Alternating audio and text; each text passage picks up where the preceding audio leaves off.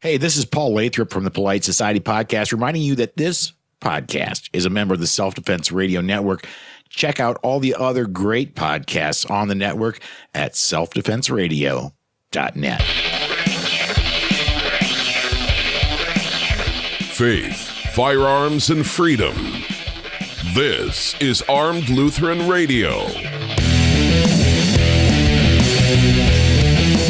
Hi, folks. Welcome to Armed Lutheran Radio, a show about guns, hunting, competitive shooting, the natural right of self-defense, and what God's Word says about the issues surrounding gun rights and gun ownership. I'm your host, Lloyd Bailey, the Armed Lutheran, and this is episode number 177. Thank you for making Armed Lutheran Radio a part of your week. Again this week, I really do appreciate it. We've had guests with us for the past couple of weeks, Yehuda Reamer and Pastor Gavin Mize, and our cast. I know you've missed them. They've been traveling a lot, some of them, and have been very busy. So they are back today with some great content. Mia has been traveling quite a bit. She's most recently visiting Washington, D.C. as part of the D.C. Project, which is a group of women from every state. They go to Washington. They meet with members of Congress to discuss the importance of gun rights and the Second Amendment for women. And really cool to see what those ladies are doing. But today, she's not talking about that. She's talking about a recent trip to Italy, which sounded really cool, for a hunting summit and some tips that she has after trying out the latest in Swarovski optics. Sergeant Bill has tips for, he's just finished up shooting the Rose City IDPA Championship as you're listening to this. And he finished shooting USPSA sectionals in Oklahoma recently, and he came back from these things, or was preparing when he recorded this, preparing for the Rose City match in light of the temperature here in Texas. So he's got some tips about how to deal with the heat, how to prepare for a match in the heat, and how to deal with the heat at the match. And that's in his Ballistic Minute today. And Pastor Bennett is back from his vacation in California with a new pontification based on some of the things he saw at Disneyland. A few quick notes before we get going, though. First, a big shout out to the members of the Reformation Gun Club who make all of this possible. Armed Lutheran Radio is listener funded, so that means that we rely on the generous support of our listeners to keep this going. If you'd like to support our work, if you value what we do here and the content that we provide for you every week, and if you'd like to get some cool benefits, check out the Reformation Gun Club on Patreon at armedlutheran.us/gun club. One last thing before we get started. There's a couple of new products on the Armed Lutheran shop. I've been working for a little over 7 months now to finish up a set of books that I hope you'll check out and I think you'll like. This past week, believe it or not, I published 3 new books. You're probably thinking, how in the world did you do that? Well, in addition to being a ton of work, the way it all started, a couple of years ago, 2017, I published my first book called Here I Blog, which was a compilation of it seems like all of, because it was just gigantic. It was a ton of posts from the pre-podcast days when I was doing the Armed Lutheran blog. Like I said, it was huge. It was way too big, way too unfocused, not well organized. And believe it or not, I think the electronic version is still available on Amazon for download. I would recommend you don't buy that because it's just, I'm not really crazy about that. Even after I released a second edition, it needed some work and some focus. And I've been wanting to clean it up and re-release it, and I finally did. The third edition is available in print. It's about half the size of the original, and it focuses solely on the theological and the moral issues related to the gun debate. I got rid of all the stuff about training and concealed carry that, to be honest, there are other people who are actually much better at they're better authorities on those things that could write that stuff. You can get that information from pretty much anywhere. So I took that stuff out, cleaned it up, rewrote a bunch of the chapters, added some footnotes and some Bible verses and some brief prefaces to a bunch of the chapters to kind of give you now, after all these years, some kind of insight into why the chapters were written or what was going on at the time. So that just got finished up about 10 days ago. At the same time I was doing that, I've been working on another book based on my commentaries from the first 3 years of the podcast. I started working on that in January, and I've been slowly putting it all together and editing it and cleaning it up. And it basically comes down to about 20 some odd commentaries per year. I cleaned them up to make them more readable because most of them are just shorthand notes. They're big, gigantic block script that I use so that I can see them because I'm blind, so that I can see them on my computer screen when I'm recording. So there was a lot of cleanup that had to be done. I wanted to add Bible verses and footnotes for your reference. And once I got that mostly done and reformatted it for the size of the printed book, it was just way too long. It was going to end up being as big or bigger than the first book. And to me, that was just too much, too big and too expensive for you, the reader. So I broke it down into 3 books, and one for each season. And so they're about 120 to 220 pages a piece, depending on the year. If you'd like to check them out, you can go to the Armed Lutheran shop and order a paperback copy. Electronic versions like EPUB and PDF will be available for direct download soon. 2 of the 3 books, Armed Lutheran Radio Year 1 and Armed Lutheran Radio Year 2, were released this past week. And I'm still putting the finishing touches on some of the editing for Armed Lutheran Radio Year 3, and that will be coming in the near future. So check them out today. I hope you will at armedlutheran.us/books. All right, time to get on with it. You've been waiting long enough to hear from our awesome cast. I hope you'll enjoy today's show. Talk to you again next week. You can help support Armed Lutheran Radio just by listening to the show. Go to armedlutheran.us/radio and download the Radio Public app and start listening. I want to take a minute here to thank our partner, the Armed Citizens Legal Defense Network. If you're involved in a situation where you have to use your firearm in self-defense, you very well may find yourself in a legal battle against overzealous prosecutors or the families of the criminal who you shot or threatened, who are looking to deprive you of your freedom or your hard-earned savings. You may find yourself charged with a crime or facing a civil lawsuit even if you did nothing wrong. That's where Armed Citizens Legal Defense Network comes in. For a small yearly fee, they will provide you with money for attorneys, money for bail, consultations, and access to experts like Marty Hayes and Masad Ayub. Don't face the fight alone. Visit Armed Citizens Network today. Use the promo code ARMEDLutheran-25. Save $25 off your first year's membership, or you can grab the coupon on my website, armedlutheran.us. Sign up today. They will send you lots of cool resources, 8 instructional DVDs, and a book by Masad Ayub that I cannot recommend highly enough. Don't wait until you need their help. Be prepared. Sign up today. Visit armedcitizensnetwork.org. Hello and welcome to another installment of Pastoral Pontifications. And now for something completely different.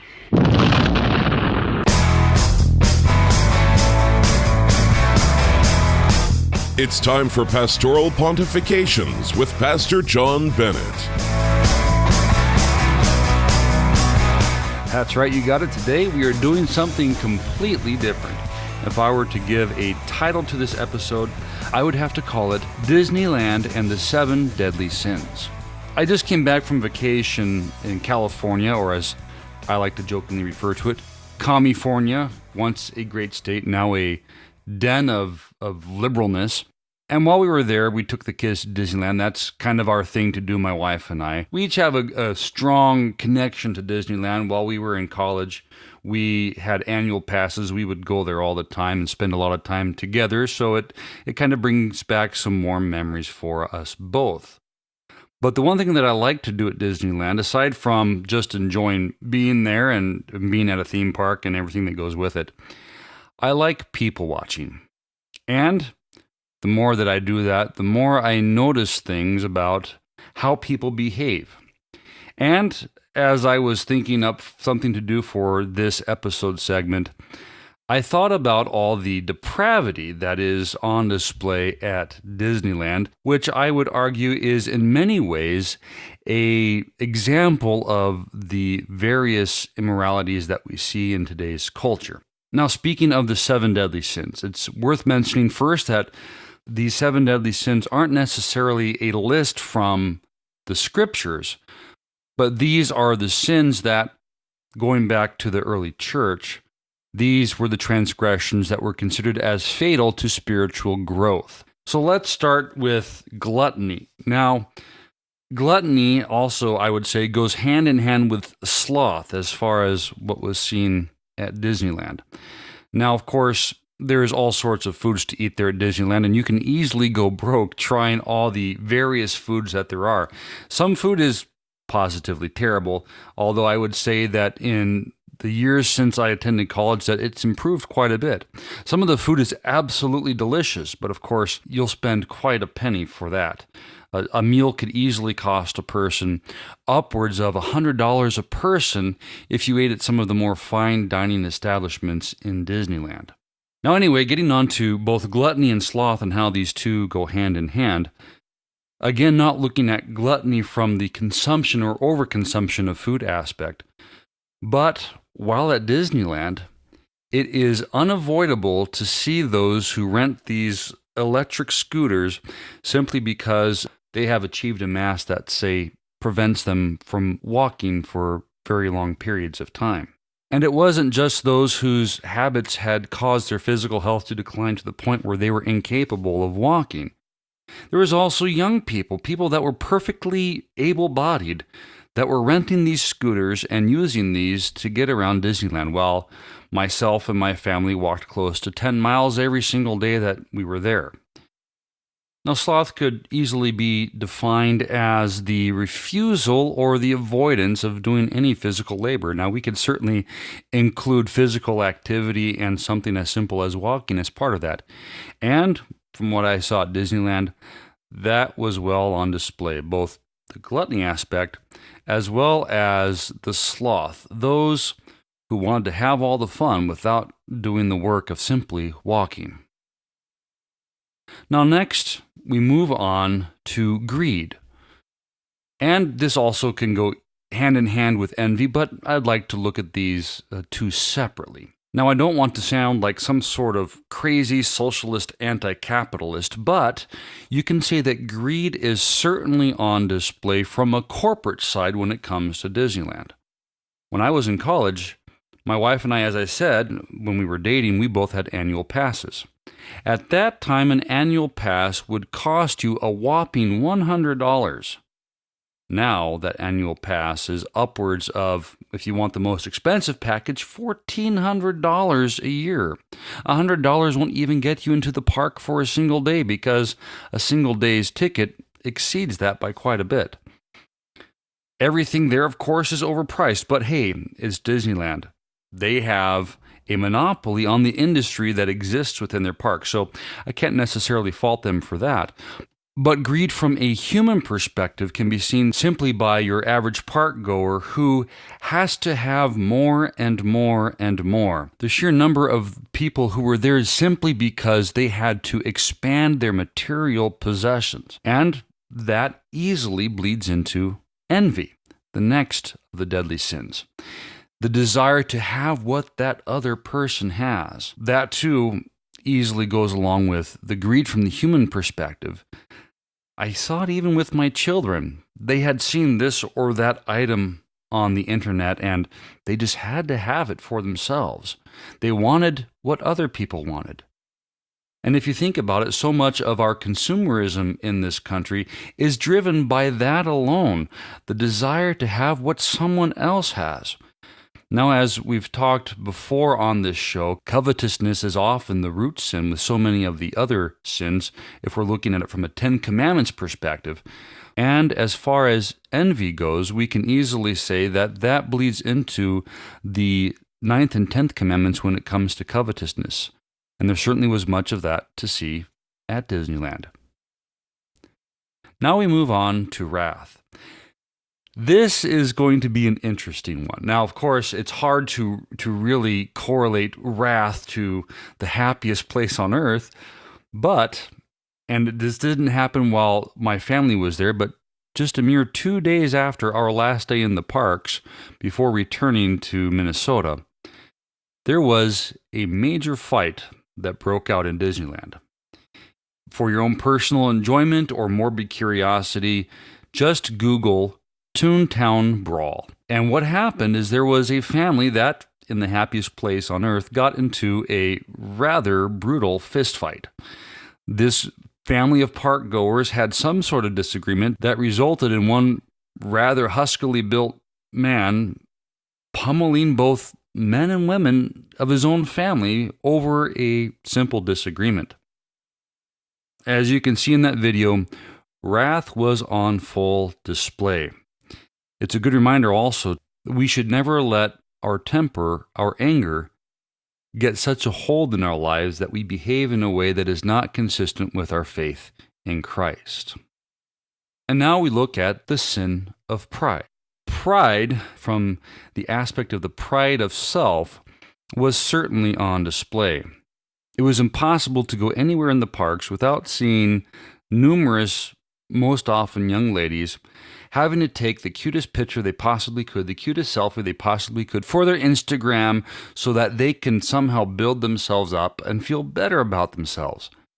Now, yes, it's become the latest trend, but in truth, it's become truly sad.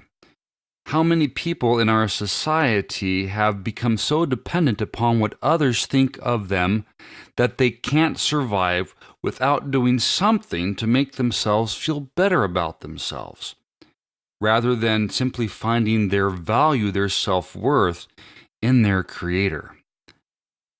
Now, along with the sin of pride, what was so glaring is how much the behavior of these young women also blended into the sin of lust. What was probably the saddest thing to see during our 5-day visit at the parks was that decency and morality and modesty are not the norm anymore in society today. It was impossible to go anywhere in the park without seeing cleavage. Now, some may say, whoopee, sign me up, but as a man who tries to live morally, as a man who tries to think only of my wife in those ways, it certainly was terrible to see just how much skin people are willing to show to perfect strangers. But yet, so much of that is due to the over-sexualization of our society in general, most in particular of young women, that is portrayed and promoted in the music industry, in the entertainment industry, in the film industry, and the like. As a father of young daughters, it makes me concerned for their future. I've raised my daughters to think highly of themselves and not to be concerned with what others think of them. And at their age, they have no interest in anything other than dressing and behaving modestly. I certainly hope that that's a trend that continues throughout their lives, both in their teenage and adult years. All that being said, I found it sad to see just how little our society values modesty anymore. Well, that's it. We've covered all 7 deadly sins. Now, of course, even though immorality was on full display at the happiest place on earth, I'm sure it's a place that me and my family will visit again at some point in the future, but not for a while at least, because by golly, that was an expensive vacation. Hope you all enjoyed this segment. If you have any questions or comments, if you have anything that you would like me to cover on this segment, feel free to message me through the Armed Lutheran Radio website or by visiting stjohnswillowcreek.org and clicking on the Contact Us tab. John Bennett is the pastor at St. John's Lutheran Church in Willow Creek, Minnesota. For more information, visit stjohnswillowcreek.org. Hey guys, it's Mia here. If you follow me on social media, you know that I often share morning inspiration. Many people ask how I can keep this up every day. Well, it starts with my morning readings and that perfect cup of coffee. The official Dunkin' Donuts shop provides coffee lovers with everything they need, from K-Cup pods, original blended coffee, tea, drinkware, and more. Who doesn't want Dunkin' delivered to their front door? Shop today at www.armedlutheran.us/coffee and help support Armed Lutheran Radio today.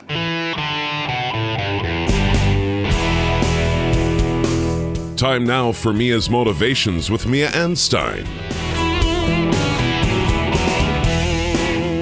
Hey guys, I hope you're having a fantastic summer. I certainly have been. I've been all over the place and am excited to share a lot of that with you on my website, which is at miaanstine.com. I have gone to the Professional Outdoor Media Association conference, which is for professionals in outdoor media. That includes writers, editors, photographers, YouTube sensations, social media sensations, and others who are in the industry. We had a lot of new members this year, and so that was really cool to see people stepping up and wanting to be ethical and professionals.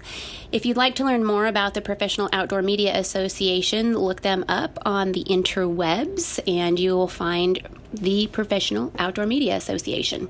If you have questions, you can also message me to learn more.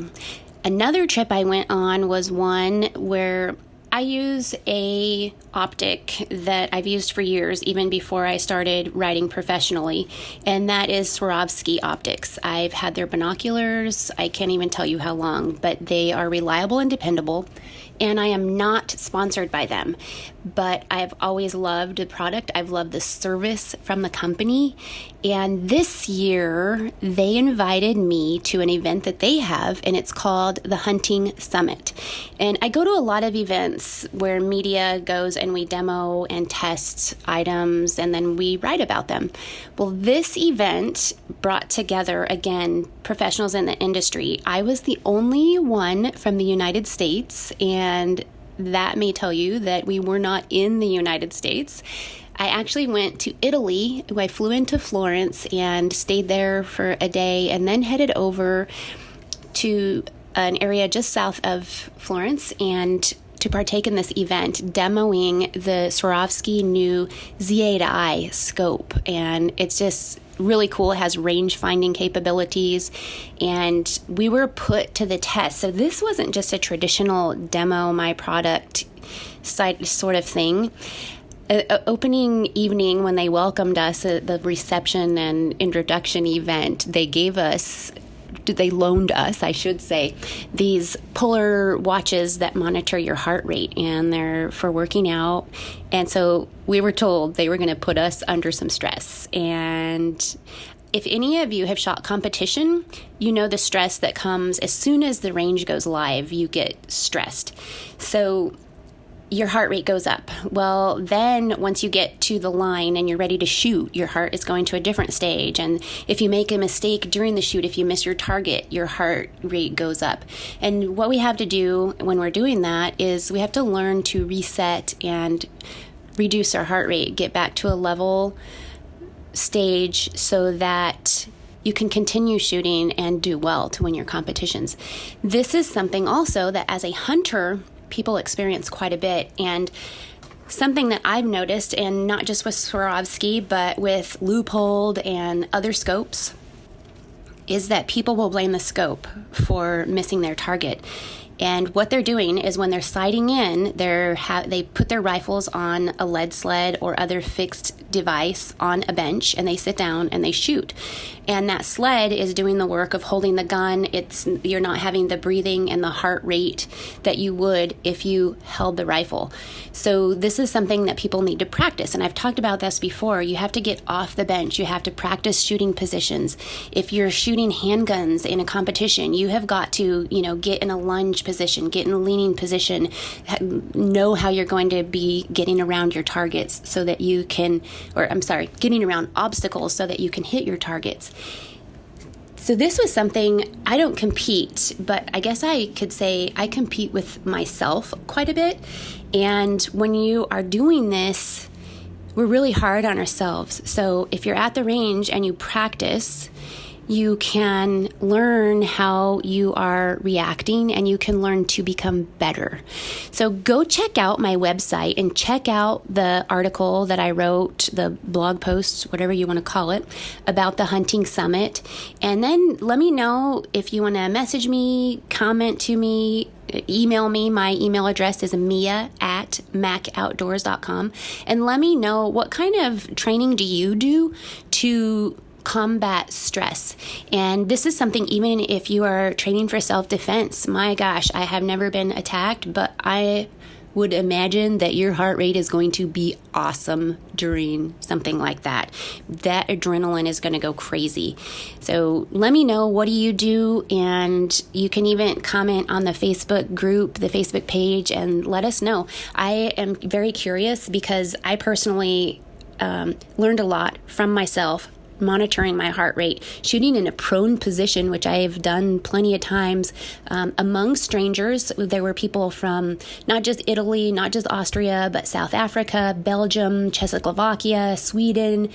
They were from all over, and strangers that I'd never met before. It's 102 degrees, super humid, which was crazy for somebody from Colorado where it's very arid, and shooting under stress. And the more I trained and tried to improve myself, the better I became. So I hope that you all will keep training, keep practicing, even if you don't compete, even if you don't hunt. You always have to practice with your firearm so that you are ready to go when you need to use it. Have a great one. I'll give you some more updates next time. Bye, guys. You can read more from Mia, watch her YouTube videos, or check out her podcast, Mac Outdoors with Mia and Leah, at miaanstine.com. The Self-Defense Gun Stories podcast is for people who are thinking of getting a gun, and for those who already own one. Each week we invite a firearms instructor to discuss the news. At Self-Defense Gun Stories, we study responsible gun owners who protected themselves and the people they love. Were these gun owners lucky, or were they properly trained and prepared? What would you do if you were in their shoes? What should you do? Come listen at selfdefensegunstories.com.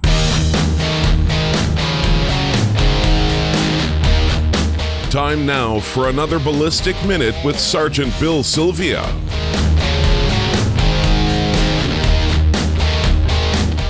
Hey everybody, I'm Sergeant Bill, and this is your Ballistic Minute. Today I want to talk about managing the heat and the hot weather while shooting a match. So shooting competition pistol is a summertime sport for the most part. In a lot of places it's pretty hot, it's pretty humid. So unless you have a job where you work outside most of the time, here's some tips to help manage the heat, make your matches go a little bit better so you don't tire out or get heat exhaustion or anything like that. So first thing I'm going to tell you is hydrate at least one day prior to the match. And I say hydrate, I mean drink water. You can drink Gatorades and sodas and all that other stuff, but water is really the best stuff. The trick that I've found is I like to buy the water additives like Mio that I can put in a bottle of water and make it taste a little better, and it makes me want to drink the water more. So I do that to try and drink as much water as I can the day before the match, so I'm very hydrated and ready to go. While you're at the match, you need to bring enough water so that you have lots to go around. Bring a cooler, lots of ice, bottles of water, and be prepared. Not all matches, club matches or sanctioned matches or anything are going to have water available for you. A lot of times they do, but it's better to have it and not need it than to not have it and need it. Now, another thing I do is try to snack throughout the day. I don't have a big breakfast. I don't eat a big lunch. If there's a break in the middle of the match for the lunch, if it's a big sanctioned match, I'll usually take parts of it and eat it. And other parts of it I bring with me, and I'll just eat later on as the match and the day goes on. What that'll do is it'll keep your energy levels better. Instead of having a big meal and getting all tired out, you will be much more even and shoot better. You'll perform better. And you'll also be able to drink more water and stay hydrated easier than you would if you had a big meal and then you were stuffed trying to drink water to stay hydrated. So obviously you want to start out with some sunblock. I always see people in the parking lot at sanctioned matches putting on sunblock, and while that's good, it's better to put it on 30 minutes or an hour prior to your sun exposure. Not only sunblock, but I bring arm shields that I've gotten, and so later on the day when it gets really hot, I can, if my arms are starting to get a little burnt up, even if the sunblock's not working, or if I'm trying to reapply it because I'm sweating too much, I can pull these shields on over my arms and stay comfortable. They're surprisingly actually cool if there's a slight breeze, and makes you feel a lot better. So you can also wear hats. I usually just wear like a trucker style ball cap or something, then can get some air flowing through there, but still gives me some shade. But there's lots of different hats you can have, big wide brim hats that'll help shade your head and cool you off a lot better. And even though you see everybody wearing at the big matches their NASCAR shirts, as a lot of people like to call them, they're actually really good shirts because most of those shirts are made out of like a tech material, something that will help you to wick the sweat away and keep you cool and keep you dry. If you can, bring some sort of shade, like an umbrella or something, if there's not going to be any awnings or anything where you can actually get out of the sun for a little bit during the match. Another thing that I always have with me, usually have a couple, is I call it a face towel. It's like a small towel that you can wipe your face off. You can get the sweat out of your eyes and dry you off a little bit so you're not just soaking wet with sweat.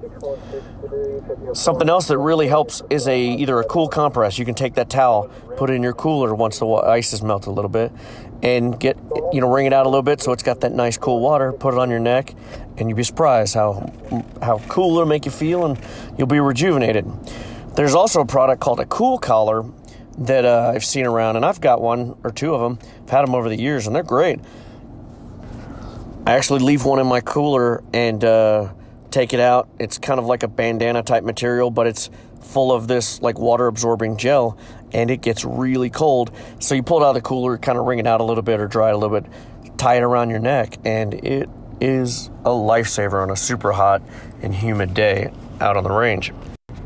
All these tips and tricks are great, but one of the things you can do to really prep for a match is get outside. A lot of people have jobs where they spend a lot of time indoors in the AC, and I get that. I have a job where I go in and out all the time, so I tend to be outside a little bit more than a lot of people. But you really need to get out into the heat every day, or at least as often as you possibly can, to help acclimate you to the heat and the humidity and just to kind of get used to it.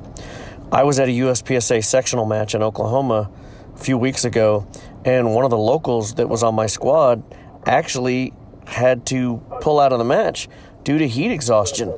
He got overheated and he couldn't get cooled down, and he had to go home. And I felt bad for the guy, but I guarantee you he doesn't spend a lot of time outside, and it doesn't matter if you're from the hottest place ever. If you don't get out in that heat and get acclimated to it, you go try to spend a day outside in the heat and humidity, and it's going to get you. And that heat sickness or that heat exhaustion is terrible. I've had it before, and it sucks. So prepare yourself, bring all the stuff that you need, and try to get outside as often as you can, because the more you're acclimated to the heat, the more you can enjoy the shooting. The more you enjoy the shooting, hopefully the better you'll do. So get out there and practice. I'm Sergeant Bill. This has been your Ballistic Minute. Sergeant Bill Sylvia is a veteran of the Dallas Police Force and a masterclass competitive shooter. You can check out his YouTube videos at armedlutheran.us/Sergeant Bill.